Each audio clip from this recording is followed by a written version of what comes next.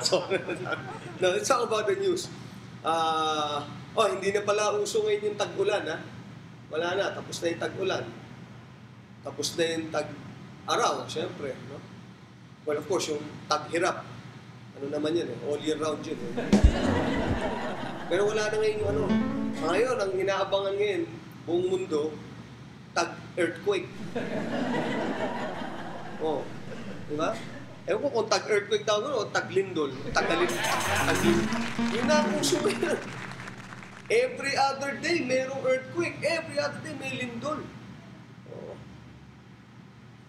Alam mo, bawal na nga ngayon yung ano eh.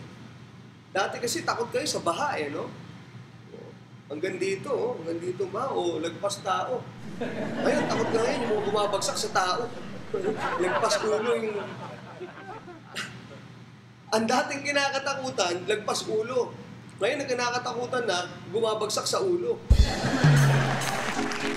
Kasi di ba pag earthquake, yun ang bumabagsak eh. Di ba? Semento. Actually, yung bumabagsak nga sa ulo pagka nag-earthquake, okay lang yun, tolerable eh. Di ba? Bagay, ang hinihintay natin bagsak actually, yung bagsak presyo eh. Di ba yung bagsak sa... Anyway, sa Medyo Late Night Show, Monday to Friday, Medyo Late na nga lang, gabi-gabi, here on TV5.